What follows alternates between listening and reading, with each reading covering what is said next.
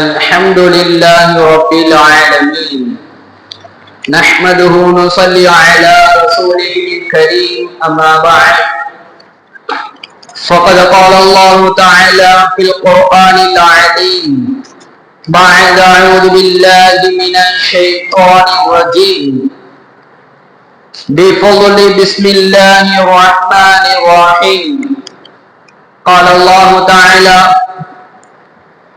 إن الله يأمركم أن تؤدوا الأمانات إلى أهلها وقال رسول الله صلى الله عليه وسلم لا إيمان لمن لا أمانة له இவ்வுலகத்தை படைத்து பரிபாலித்துக் கொண்டிருக்கும் அல்லாஹ்வுக்கே எல்லா புகழும் உரித்தாகட்டுமாக.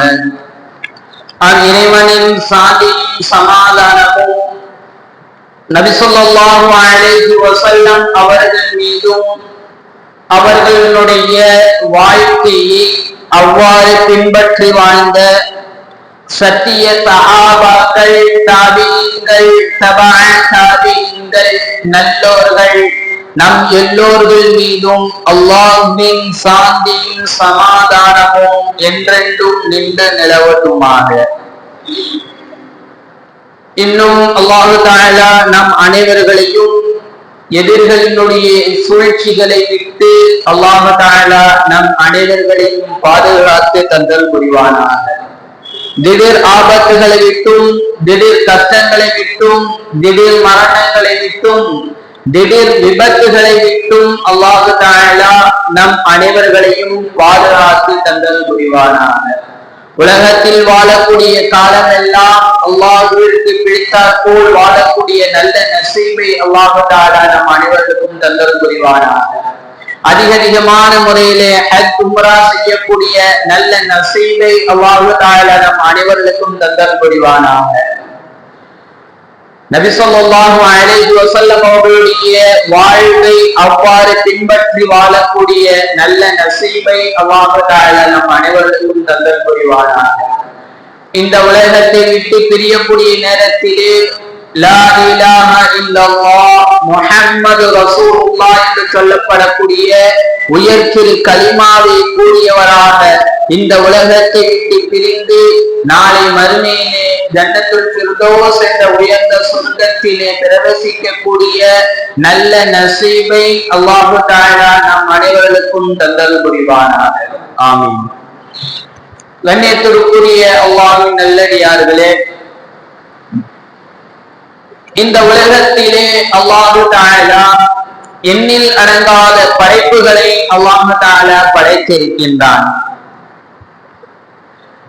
இந்த படைப்புகளிலே நாம் யோசித்து பார்த்தோம் என்று சொன்னால், பறக்கக்கூடிய படைப்புகள் இருக்கின்றன, ஊறக்கூடிய படைப்புகள் இருக்கின்றன, உயர்ந்த படைப்புகள் இருக்கின்றன, சக்தியில் உயர்ந்த படைப்புகள் இருக்கின்றன, மிகவும் சிறிய படைப்புகள் இருக்கின்றன, நீர்நிலைகளில் வாழக்கூடிய படைப்புகள் இருக்கின்றன, விளைநிலங்களில் வாழக்கூடிய படைப்புகள் இருக்கின்றன, இன்னும் ஏன் மனிதன் ஆச்சரியப்படக்கூடிய படைப்புகள் அனைத்தும் இந்த உலகத்திலே அல்லாஹ் தஆலா படைத்திருக்கின்றான். மனிதர்கள் சிந்தித்து பார்க்க முடியாத அற்புதமான படைப்புகளை, ஆச்சரியமான படைப்புகளை அல்லாஹ் தஆலா இந்த உலகத்திலே படைத்திருக்கின்றான். எல்லா படைப்புகளையும் விட சிறந்த படைப்பாக அல்லாஹ் தஆலா மனிதனை படைத்திருக்கின்றான். இந்த உலகத்தில் எத்தனை படைப்புகளை அல்லாஹ் தஆலா படைத்திருக்கின்றானோ அனைத்து படைப்புகளையும் விட சிறந்த படைப்பாக அல்லாஹ் தஆலா இந்த மனிதனை படைத்திருக்கின்றான். இந்த மனிதன் சங்கைக்குரியவன், சிறப்பு கூடியவன் என்பதாக அல்லாஹ் தஆலா குர்ஆனில் பேசி காட்டுகின்றான். குர்ஆனிலே மனிதர்களை பற்றி சிறப்பித்து அல்லாஹ் தஆலா கூறுவான், வலகத் கர்ரம்னா பனி ஆதம், நாம் ஆதமுடைய மக்களை சங்கைக்குரியவராக நாம் ஆக்கியிருக்கின்றோம் என்பதாக சொல்லிவிட்டு இறுதியாக அல்லாஹ் தஆலா சொல்வான், ஃபல்லல்னாஹும் அலா கதீரின் மிம்மன் கலக்னா தஃதீலா. இந்த உலகத்தில் எத்தனை படைப்புகள் இருக்கிறதோ எல்லா படைப்புகளை விட மேன்மைக்குரியதாக, சங்கைக்குரியதாக, சிறப்புக்குரியதாக இந்த மனிதனுடைய படைப்பை நாம் படைத்திருக்கின்றோம் என்பதாக அல்லாஹ் தஆலா குர்ஆனிலே நம்மை பற்றி சிறப்பித்து கூறுவான். இந்த உலகத்தில் வாழ்ந்திருக்கக்கூடிய, பிறந்திருக்கக்கூடிய ஒவ்வொரு நபரும், ஒவ்வொரு ஆணும், ஒவ்வொரு பெண்ணும் இந்த உலகத்தில் வாழும் பொழுது பொறுப்பு என்கின்ற சுமையை சுமந்து தான் இந்த வாழ்க்கையை கடந்து கொண்டிருக்கிறார்கள்.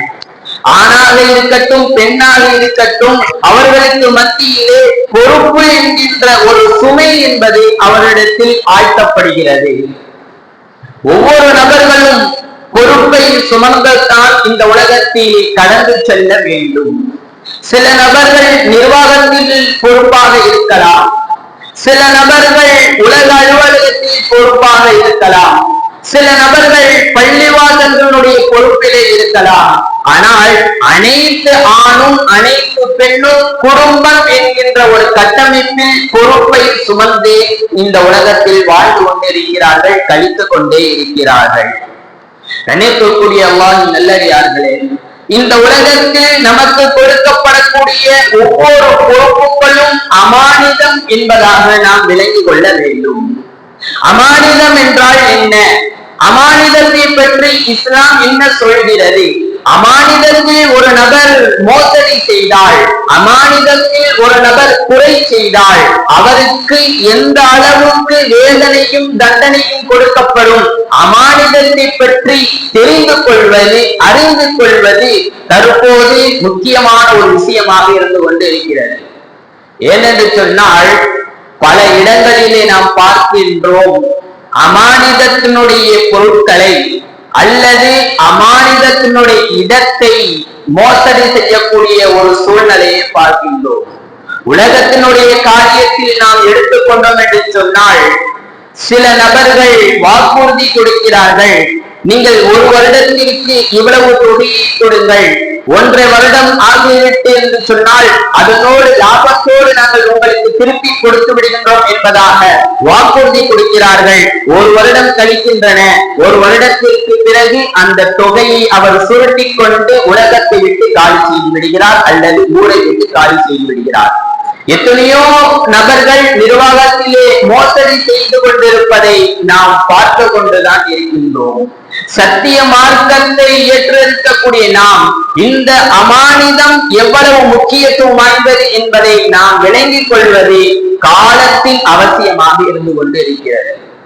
நபி ஸல்லல்லாஹு அலைஹி வஸல்லம் அவர்கள் சொன்னார்கள், இந்த அமானிதம் என்பது எவ்வளவு முக்கியத்துவம் என்று சொன்னால், ஈமானோடு இந்த அமானிதத்தை தொடர்புடையதாக சொல்லியிருக்கிறார்கள். யாரிடத்தில் ஈமான் என்பது இல்லையோ அவர் சொர்க்கம் என்பது நுழைய முடியாது. ஈமான் என்பது, நம்பிக்கை என்பது அவருடைய உள்ளத்தில் இருந்தால் அவர் மட்டும்தான் சொர்க்கத்தில் நுழைய முடியும் என்பது குர்ஆனுடைய வசனத்தின் கருத்து, ஹதீஸினுடைய கருத்து.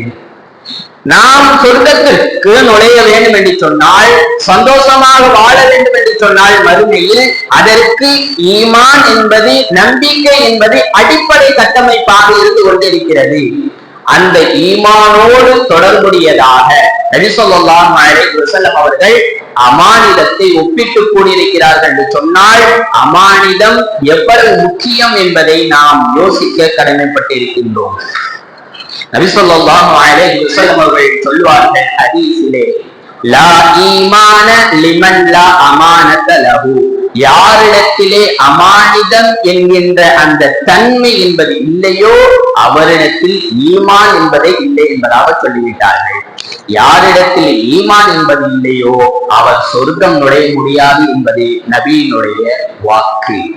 கண்ணியத்திற்குரிய அல்லாஹ் நல்லடியார்களே, அமானிதம் என்றால் என்ன? அதை நாம் தெரிந்து கொள்ள வேண்டும். ஒரு நபர் தன்னிடத்திலே ஒரு பொருளை சிறிது காலத்திற்காக பாதுகாப்பிற்காக வேண்டி ஒரு பொருளை இடத்தில் கொடுக்கிறார் என்று சொன்னால், அந்த பொருள், அந்த பணம் என்பது எனக்கு அமானிதம், அதை நாம் திருப்பி கொடுக்க வேண்டும். அது பணமாக இருக்கட்டும், இடமாக இருக்கட்டும், பொருளாக இருக்கட்டும், எதுவாக இருந்தாலும் சரி, அந்த தன்மை என்பது அமானிதமாக கருதப்படுகிறது. சுருக்க சொல்ல போனால் இஸ்லாம் சொல்கிறது, வல் அமானத்து தஷ்மிலு குல்லு மா யஹ்மிலு இன்சான், உலகத்தில் மனிதன் சுமக்கக்கூடிய ஒவ்வொரு செயல்பாடுகளும் அமானிதம். மின் அம்ரி தீனி வ துன்யா, உலகத்தினுடைய காரியமாக இருக்கட்டும், மறுமையினுடைய காரியமாக இருக்கட்டும், எல்லா செயல்பாடுகளும் அமானிதம். கவுலன் வ ஃபஅலன், அது சொல்லாக இருந்தாலும் சரி, செயலாக இருந்தாலும் சரி. உலக நடைமுறையில் தீனுடைய விஷயமாக இருக்கட்டும் அல்லது துன்யாவினுடைய விஷயமாக இருக்கட்டும், எந்த விஷயமாக இருந்தாலும் நாம் செய்யக்கூடிய ஒவ்வொரு செயல்பாடுகளும் அமானிதம் என்பதாக இஸ்லாம் சொல்லி காட்டுகிறது. கண்ணியத்திற்குரிய அல்லாஹ்வின் நல்லடியார்களே, பொருட்கள், பணம் என்பது நமக்கு அமானிதம். அல்லாஹ் நமக்கு உலகத்தில் கொடுக்கப்பட்டிருக்கக்கூடிய பொறுப்பு என்பது அமானிதம். தம்முடைய குடும்பத்தில் இருக்கக்கூடிய குழந்தைகள், தம்முடைய மனைவிகள், தம்முடைய சொந்த பந்தங்கள் நமக்கு அமானிதம். தம்முடைய இபாதத் என்பது நமக்கு அமானிதம். தம்மை யோசித்தால் தம்முடைய உடல் உறுப்புகள் ஒவ்வொன்றும் அமானிதம் என்கின்ற ஒரு விஷயத்தை நாம் விளங்கிக் கொள்ள வேண்டும். கணேத்திற்குரிய அல்லாஹ்வின் நல்லடியார்களே, அமானிதம் என்பது மிகவும் முக்கியத்துவம் வாய்ந்த ஒரு செயலாக இருக்கிறது. அல்லாஹ் தஆலா நபி ஸல்லல்லாஹு அலைஹி வஸல்லம் அவர்களுக்கு கட்டளை இடுகின்றார்.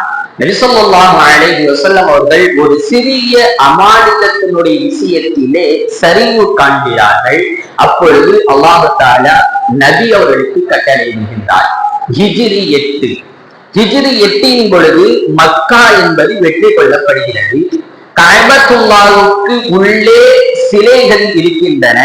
மக்கத்து காபிர்கள் கஅபத்துல்லா இருக்கக்கூடிய இடத்திலே சிலைகளை வைத்து வணங்கி கொண்டிருந்தார்கள். அதனுடைய சுவர்களிலே உருவப்படங்களை வரைந்து வணங்கி கொண்டிருந்தார்கள்.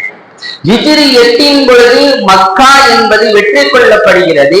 நபி ஸல்லல்லாஹு அலைஹி வஸல்லம் அவர்கள் கஅபத்துல்லாஹ்வினுடைய சாவியை ஒரு பொறுப்பாளரிடத்தில் இருக்கிறது, அதை வாங்கி துறந்து உள்ளே இருக்கக்கூடிய சிலைகளை சுத்தம் செய்து அங்கு தொழ வேண்டும் என்பதாக நபி ஸல்லல்லாஹு அலைஹி வஸல்லம் அவர்கள் நாடுகிறார்கள்.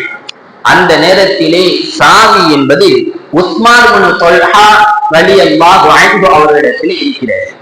சாவி இருக்கக்கூடிய அந்த நேரத்திலே அவர்கள் இஸ்லாத்தை ஏற்கவில்லை, பிற்காலத்தில் இஸ்லாத்தை ஏற்கிறார்கள். உஸ்மான் இப்னு தொல்ஹா ரலியல்லாஹு அன்ஹு அவர்களுடைய பொறுப்பிலே அந்த சாவி இருக்கிறது. நபி ஸல்லல்லாஹு அலைஹி வஸல்லம் அவர்கள் சாவியை வாங்கிட்டு வர சொல்கிறார்கள். சாவி வருகிறது, திறக்கிறார்கள், சுத்தம் செய்கிறார்கள், அங்கு தொழுகிறார்கள். தொழுததற்கு பிறகு அந்த கஅபத்துல்லாஹிலே உம்ராவிற்காக வேண்டி அல்லது ஹஜ்ஜிற்காக வேண்டி வரக்கூடிய நபருக்கு தண்ணீரை புகட்டக்கூடிய பொறுப்பு அப்பாஸ் ரலியல்லாஹு அன்ஹு அவர்களுடைய பொறுப்பாக இருந்து கொண்டிருந்தது. நபி ஸல்லல்லாஹு அலைஹி வஸல்லம் அவரிடத்திலே அப்பாஸ் ரலியல்லாஹு அன்ஹு அவர்கள் கேட்கிறார்கள், யா ரசூலல்லாஹ், உம்ராவிற்காக வேண்டி அல்லது ஹஜ்ஜிற்காக வேண்டி கஅபத்துல்லாவை சந்திப்பதற்காக யார் வருகிறார்களோ அவர்களுக்கு உணவு கொடுக்கக்கூடிய, அவர்களுக்கு தண்ணீர் கொடுக்கக்கூடிய பொறுப்பு என்பது எங்களுடைய வம்சத்தில் இருந்து கொண்டிருந்தது. இப்பொழுது நான் அந்த பொறுப்பை எடுக்க நாடுகின்றேன், எனக்கு அந்த பொறுப்பை கொடுங்கள் என்பதாக அப்பாஸ் ரலியல்லாஹு அன்ஹு அவர்கள் நபி ஸல்லல்லாஹு அலைஹி வஸல்லம் அவரிடத்திலே கேட்கிறார்கள். நபி ஸல்லல்லாஹு அலைஹி வஸல்லம் அவர்கள் கொடுக்க வேண்டும் என்று சொன்னால் உஸ்மான் இப்னு தொல்ஹா ரலியல்லாஹு அன்ஹு அவர்களிடத்திலே தான் அந்த சாவியை கொடுக்க வேண்டும், அவர்களுக்கு தான் தண்ணீரை புகட்டக்கூடிய பொறுப்பும் கொடுக்க வேண்டும். ஏனென்று சொன்னால் அவர்கள் தான் பராமரிப்பை பார்த்து கொண்டிருந்தார்கள். நீ கொடுக்க வேண்டும் என்று சொன்னால் அசலிலே முறையிலே அவரிடத்தில் தான் கொடுக்க வேண்டும். ஆனால் அப்பாஸ் ரலியல்லாஹு அன்ஹு அவர்கள் கேட்டதின் அடிப்படையில் நபி ஸல்லல்லாஹு அலைஹி வஸல்லம் அவர்கள் என்ன செய்து வருகிறார்கள் என்று சொன்னால், அந்த தண்ணீர் கொடுக்கக்கூடிய பொறுப்பை அப்பாஸ் ரலியல்லாஹு அன்ஹு அவர்களிடத்தில் கொடுத்து விடுகிறார்கள். உடனே அல்லாஹ் தஆலா குர்ஆனினுடைய ஆயத்தை இறக்குகின்றான். இன்னல்லாஹ யஅமுருக்கும் அன் துஅத்துல் அமானத இலா அஹ்லிஹா.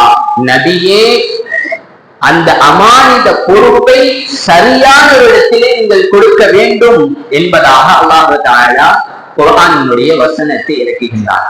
உடனே நபி ஸல்லல்லாஹு அலைஹி வஸல்லம் அவர்கள் அப்பாஸ் ரலியல்லாஹு அன்ஹு அவர்களிடத்தில் இருக்கக்கூடிய அந்த பொறுப்பை வாங்கி உஸ்மான் இப்னு தொல்ஹா ரலியல்லாஹு அன்ஹு அவர்களிடத்திலே கொடுத்தார்கள் என்பதாக குர்ஆன் பேசி காட்டுகிறது.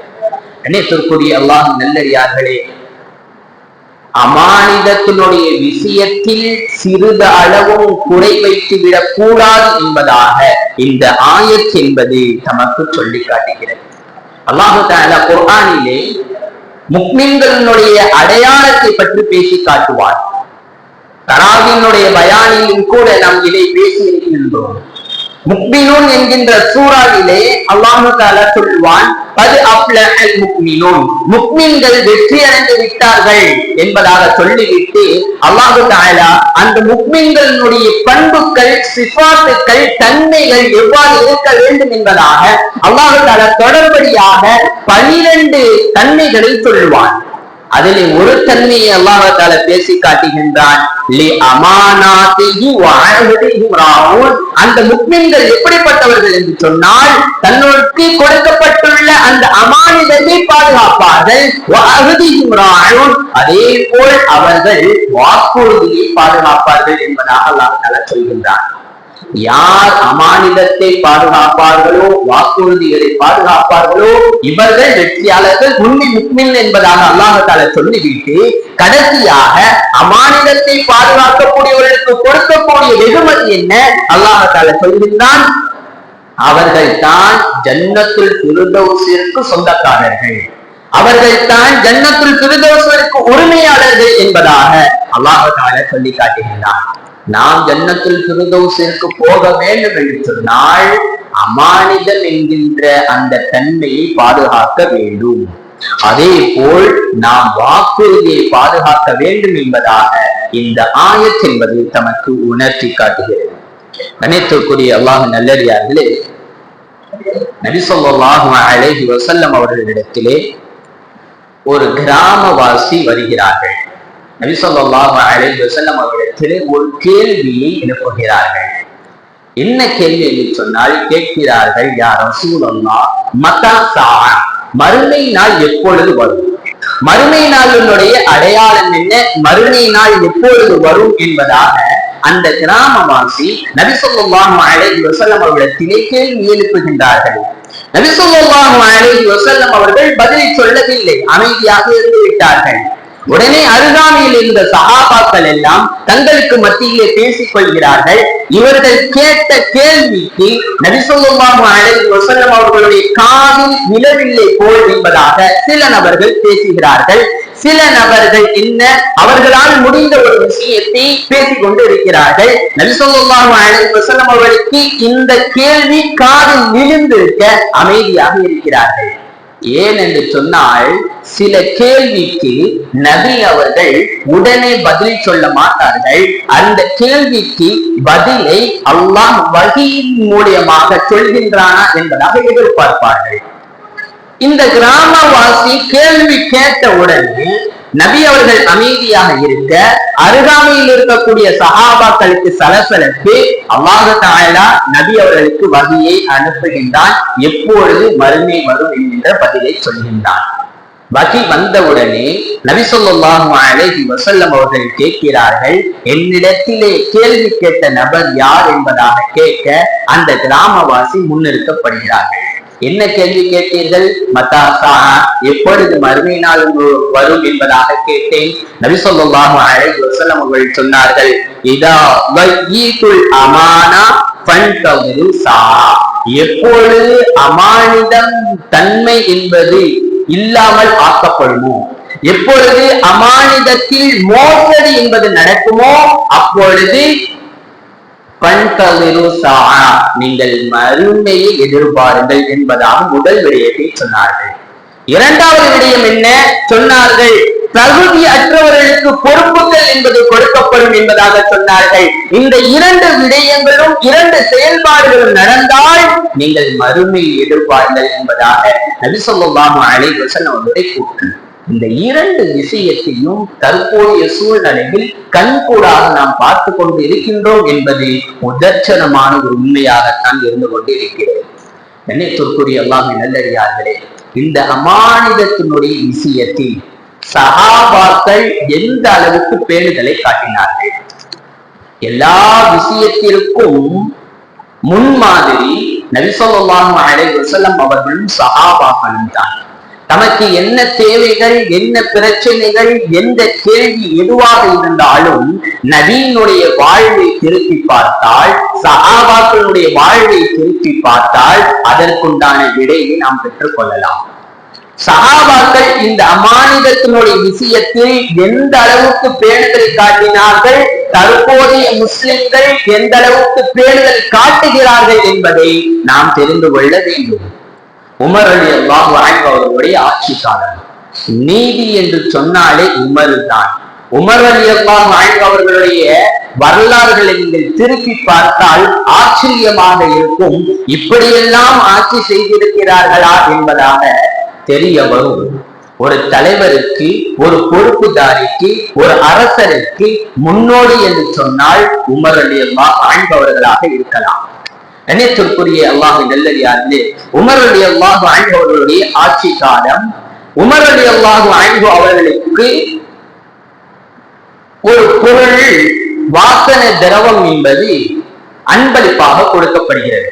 மக்களுக்கு பங்கிட்டு கொடுக்க வேண்டும் என்பதற்காக அன்பளிப்பாக வாசனை திரவம் என்பது கொடுக்கப்படுகிறது. அந்த நேரத்திலே நபி ஸல்லல்லாஹு அலைஹி வஸல்லம் அவர்கள் ஆண்களுக்கு பிரித்து கொடுப்பதற்காக வேண்டி ஒரு சஹாபியை தேர்வு செய்து விட்டார்கள். பெண்களுக்கு பிரித்து கொடுக்க வேண்டும். ஆண்கள் பெண்களுக்கு பிரித்து கொடுப்பது மார்க்கத்தில் அனுமதி இல்லாத ஒரு விடயம். அப்படி இருக்க பெண்களுக்கு பிரித்து கொடுக்க வேண்டும் என்று சொன்னால் ஒரு பெண்ணை நியமனம் செய்ய வேண்டும். யாரை நியமனம் செய்வது? உமர் ரலியல்லாஹு அன்ஹு அவர்களுடைய மனைவி அதீகா அவர்கள் உமர் ரலியல்லாஹு அன்ஹு அவர்களிடத்திலே ஒரு கேள்வியை வைக்கிறார்கள், ஒரு அனுமதியை தேடுகிறார்கள். பெண்களுக்கு நான் பிரித்து கொடுக்கவா என்பதாக கேட்க உமர் ரலியல்லாஹு அன்ஹு அவர்கள் முதலில் அனுமதித்து விட்டார்கள். சிறிது நேரம் கழிக்கிறது. கழித்த பின் உமர் ரலியல்லாஹு அன்ஹு அவர்கள் தம் மனைவியை அழைத்து தடுத்து விடுகிறார்கள். நீங்கள் பெண்களுக்கு பிரித்து கொடுக்க வேண்டாம் என்பதாக தடுத்து விடுகிறார்கள். தடுத்ததனுடைய காரணத்தையும் சொல்கிறார்கள். என்னவென்று சொன்னால், நீ பெண்களுக்கு பிரித்து கொடுக்கக்கூடிய அந்த நேரத்திலே அந்த வாசனை திரவம் என்பது உன்னுடைய கையில் படும். அந்த அமானிதத்தை நீ மோசடி செய்தவனாக மாறிவிடுவாய். ஒரு பொறுப்புதாரிக்கு, ஒரு ஆட்சியாளர்களுக்கு அமானிதம் மோசடி செய்வது என்பதை அனுமதி ஆகாத ஒரு விடயம். அதனின் காரணமாக நீ பிரித்து கொடுக்க கூடாது என்பதாக சொல்லிவிட்டார்கள். கண்ணியத்திற்குரியவர்களே, அவர்களுடைய மனைவி எடுத்துக்கொள்ளவில்லை. அவர்களுடைய மனைவி என்ன செய்தார்கள்? பிரித்து கொடுக்கத்தான் அவர்கள் நாடினார்கள். பிரித்து கொடுக்கக்கூடிய அந்த நேரத்திலே கையில் எவ்வாறு இருந்தாலும் ஒட்டத்தான் செய்யும். அந்த ஒட்டுவதை கூட அமானிதத்தை நீங்கள் மோசடி செய்து விட்டீர்கள் என்பதாக உமர் ரலியல்லாஹு அன்ஹு அவர்கள் தம் மனைவிக்கு உபதேசம் செய்தார்கள் என்று சொன்னால், சஹாபாக்கள் எந்த அளவுக்கு அமானித தன்மையில் கோயல்களாக இருந்தார்கள் என்பதாக நாம் விளங்கிக் கொள்ள வேண்டும். அனைத்திற்குரிய அல்லாஹ்வின் நல்லடியார்களே, வரலாறுகளை திருப்பி பார்த்தால் எவ்வளவோ கிடைக்கும். அனைத்திற்குரியவர்களே, நபி ஸல்லல்லாஹு அலைஹி வஸல்லம் அவர்களுக்கு ஒரு துணை பெயர் என்னவென்று சொன்னால் அமீன் என்பதாக பயன்படுத்துவார்கள். ஏன் என்று சொன்னால், நபி ஸல்லல்லாஹு அலைஹி வஸல்லம் அவர்களுக்கு நுபுவத் கிடைப்பதற்கு முன்பதாகவே அமீன் என்கின்ற துணை பெயர் என்பது வைக்கப்பட்டு விட்டது. ஏனென்றால் நபி ஸல்லல்லாஹு அலைஹி வஸல்லம் அவர்களிடத்திலே மக்கத்து காபிர்கள் என்ன செய்வார்கள் என்று சொன்னால், சில பொருட்களை நபியிடத்திலே கொடுத்து பாதுகாப்பாக வைத்துக் கொள்ளுங்கள் என்பதாக அமானித பொருட்களை கொடுப்பார்கள். நபி அவர்கள் பாதுகாப்பார்கள். நபி அவர்கள் பாதுகாத்ததின் அடிப்படையில், அவர்கள் பேணுதலாக வைத்திருந்ததின் அடிப்படையில் நபி அவர்களுக்கு அமீன் என்பதாக அந்த மக்கத்து காபிர்கள் துணை பெயரிட்டார்கள். யோசிக்க கடமைப்பட்டிருக்கின்றோம். நாம் இந்த அமானிதத்தினுடைய விஷயத்தில் எவ்வாறு பேணுதல் காட்டுகின்றோம்? தம்முடைய வாழ்வில் ஒவ்வொரு செயல்பாட்டிலும், தம்முடைய குடும்பத்திலே, தம்முடைய பொருளாதாரத்திலே, தம்முடைய செயல்பாடுகளிலே அமானிதம் என்பது எந்த அளவுக்கு பாதுகாக்கப்படுகிறது என்பதை நாம் யோசிக்க கடமைப்பட்டிருக்கின்றோம். உமர் ரலியல்லாஹு அன்ஹு அவர்களுடைய ஆட்சி காலத்திலே ஒரு நபர் உமர் ரலியல்லாஹு அன்ஹு அவரிடத்திலே வருகிறார்கள். வந்து சொல்கிறார்கள், கலீஃபா அவர்களே, நான் வெளியூரிலிருந்து பயணம் செய்து உங்க ஊருக்கு வந்திருக்கின்றேன். வந்திருக்கக்கூடிய நேரத்திலே என்னுடைய களைப்பாறுவதற்காக வேண்டி என்னுடைய ஒட்டகத்தை கட்டிவிட்டு நான் ஓய்வெடுத்தேன். அந்த நேரத்திலே என்னுடைய ஒட்டகம் என்பது இன்னொரு நபருடைய தோட்டத்தில் உள்ள பயிர்களை தின்றுவிட்டது.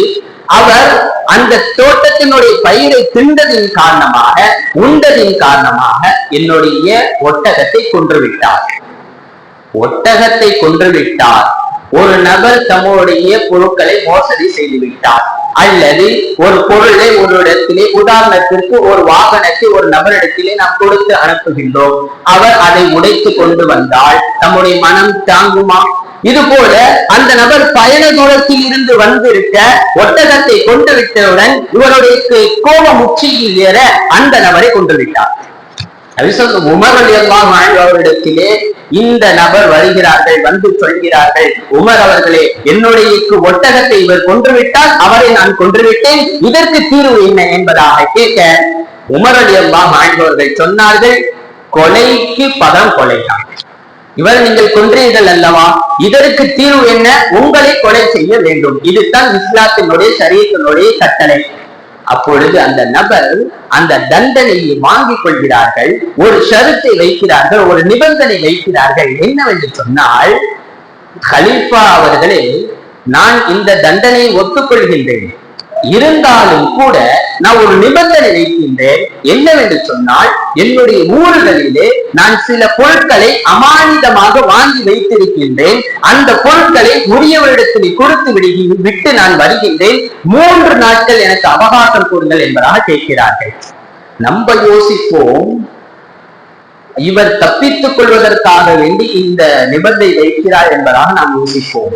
ஆனால் சஹாபாக்கள் எந்த அளவுக்கு நபியின் மீது, நபியினுடைய வாக்குறுதியின் மீது முஹப்பத்தில் இருந்தார்கள் என்பதாக நாம் இப்பொழுது தெரிந்து கொள்ள வேண்டும். உடனே உமர் ரலியல்லாஹு அன்ஹு அவர்கள் சொல்கிறார்கள், 3 நாள் உங்களுக்கு அவகாசம் கொடுக்கின்றோம். ஆனால் எந்த அடிப்படையில் கொடுப்பது? உங்களுக்கு ஒரு பொறுப்புதாரி நீங்கள் நியமித்து விட்டு நீங்கள் வரவில்லை என்று சொன்னால் அதற்குண்டான பொறுப்பை ஒருவர் எடுத்துக் கொள்வதற்கு ஒரு பொறுப்புதாரியை நீங்கள் நியமித்து விட்டு நீங்கள் 3 நாட்கள் அவகாசம் செய்து கொள்ளுங்கள் என்பதாக சொல்ல, உடனே அபூதர் கிஃபாரி ரலியல்லாஹு அன்ஹு அவர்கள் எந்திரித்து சொன்னார்கள், கலீஃபா அவர்களே, இவருக்காக வேண்டி நான் பொறுப்பு எடுத்துக் கொள்கின்றேன். அபூதர் கிஃபாரி ரலியல்லாஹு அன்ஹு அவர்களுக்கு அந்த நபர் சொந்தக்காரரும் அல்ல, அண்டை வீட்டாரும் அல்ல, அவர் முன்ன பின்ன பார்த்ததும் அல்ல, அவர்களுடைய ஊரும் இல்ல, யாரோ ஒரு நபர். ஆனால் இவருக்காக வேண்டி அபூதர் கிஃபாரி ரலியல்லாஹு அன்ஹு அவர்கள் பொறுப்பு எடுக்கிறார்கள். எதற்காக வேண்டி? அவர் வரவில்லை என்று சொன்னால் அபூதர் கிஃபாரி ரலியல்லாஹு அன்ஹு அவர்களுடைய உயிர் என்பது போகிறது. பொறுப்பு எடுக்கிறார்கள். 3வது நாள் ஆகிறது, கவனமாக இருக்க வேண்டும். 3வது நாள் நடக்கிறது, அசரனுடைய நேரம் வரவில்லை.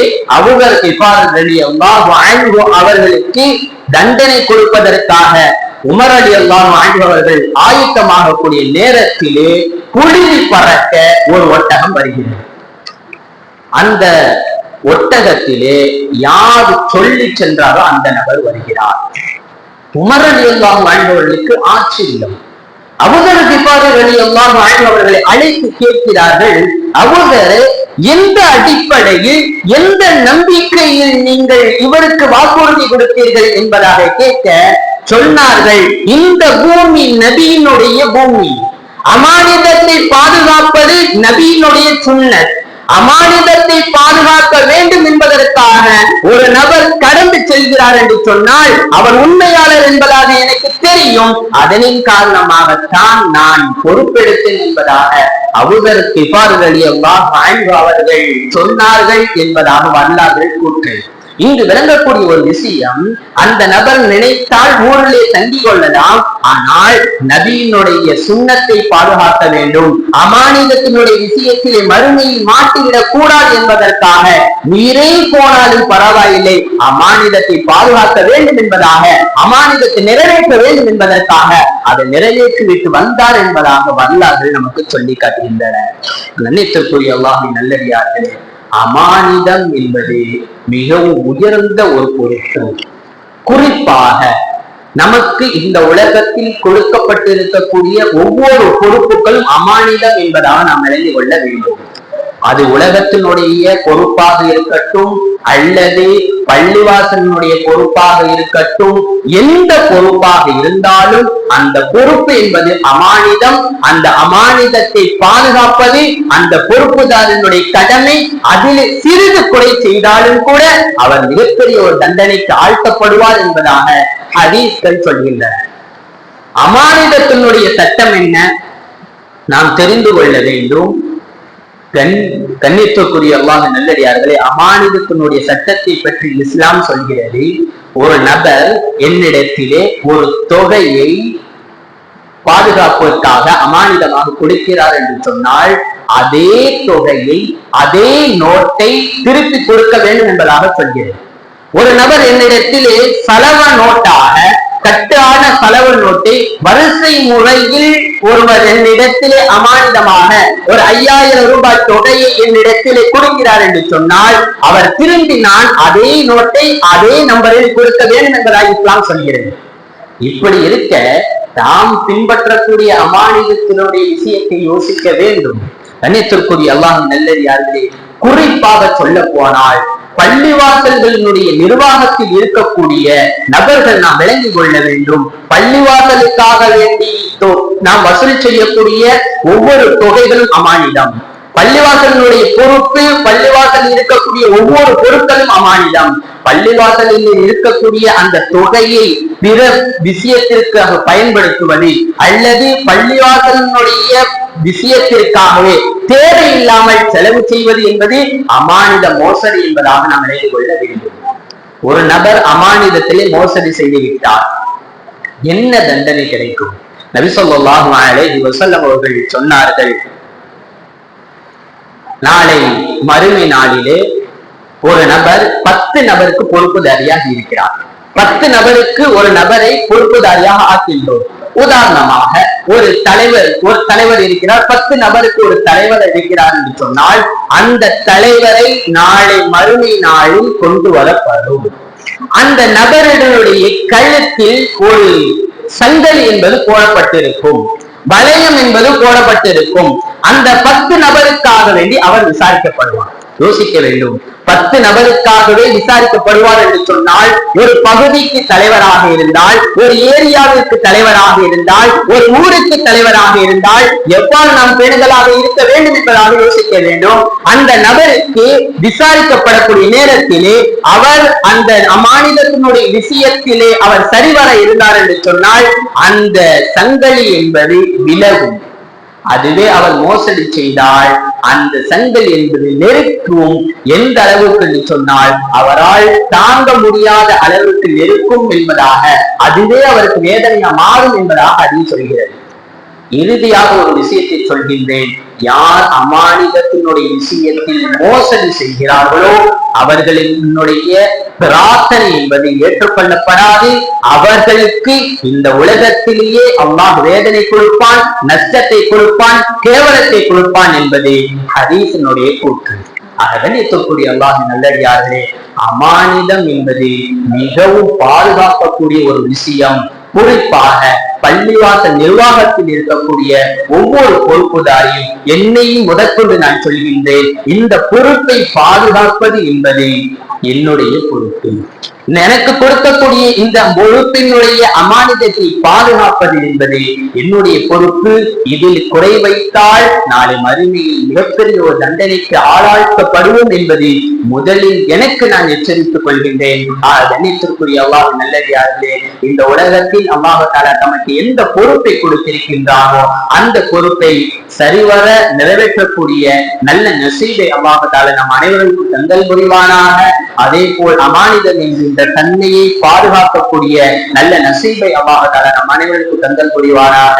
ஆமீன். வாஹிரு தஅவானா அல்ஹம்துலில்லாஹி ரப்பில் ஆலமீன். அஸ்ஸலாமு அலைக்கும் வ ரஹ்மத்துல்லாஹி வ பரகாத்துஹு.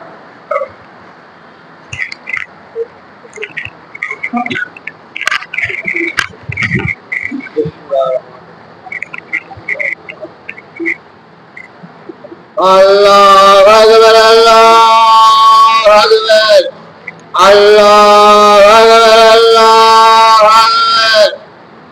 அஷ்ஹது அல்லா இலாஹா இல்லல்லாஹ், அஷ்ஹது அல்லா இலாஹா இல்லல்லாஹ், அஷ்ஹது அன்ன முஹம்மது ரசூலுல்லாஹ், அஷ்ஹது அன்ன முஹம்மது ரசூலுல்லாஹ். ஹய்ய ஸலாம், ஹய்ய ஸலாம், ஹய்ய அலல் ஃபலாஹ், ஹய்ய அலல் ஃபலாஹ். அல்லாஹ்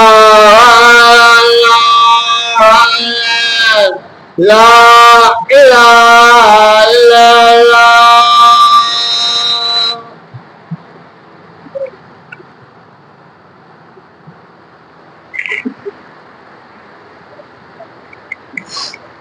அல்ஹம்துலில்லாஹ்.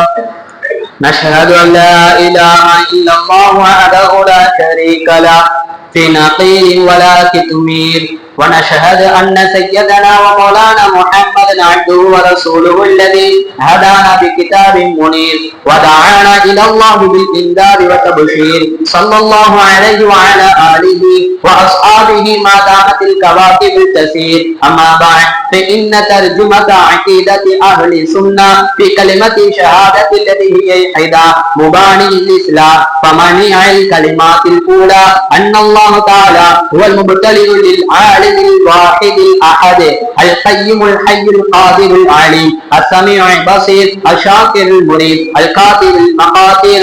ليس كلمتي شيء. بارك الله لنا ولكم بالقرآن العليم ورفعنا بالآيات وذكر الحكيم. إنه كان جواد كريم ورؤوف رحيم.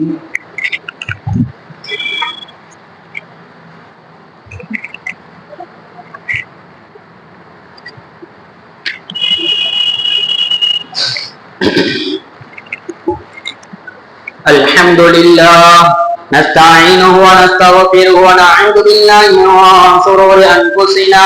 من يهده الله فلا مضل له ومن يضلل فلا هادي له، وأشهد أن لا إله إلا الله وحده لا شريك له، وأشهد أن محمدا عبده ورسوله أرسله بالحق بشيرا ونذيرا بين يدي الساعة. من يطع الله ورسوله فقد رشد، ومن يعصهما فإنه لا يضر إلا نفسه ولا يضر الله شيئا. أعوذ بالله من الشيطان الرجيم.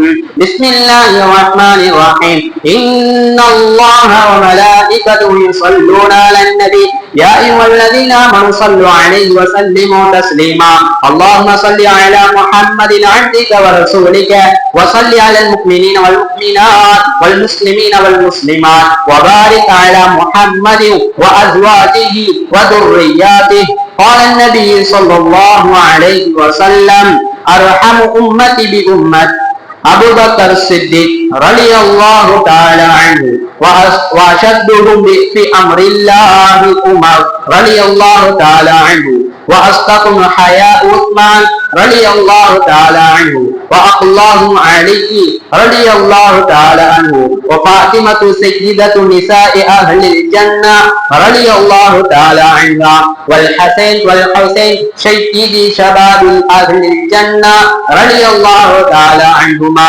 وحمزة أسد الله وأسد رسوله اللهم اغفر للعباد وولده مغفرة ظاهرة وباطنة لا تغادر ذنبا اللهم اغفر للمؤمنين والمؤمنات والمسلمين والمسلمات برحمتك يا أرحم الراحمين اللهم انصرنا من نصر دين محمد صلى الله عليه وسلم برحمتك يا أرحم الراحمين اللهم إنا نسألك الهدى والتقى والعفاف والغنى برحمتك يا أرحم الراحمين أعوذ بالله من الشيطان الرجيم بسم الله الرحمن الرحيم إن الله يأمر بالعدل والإحسان وإيتاء ذي القربى وينهى عن الفحشاء والمنكر والبغي يعظكم لعلكم تذكرون اذكروني أذكركم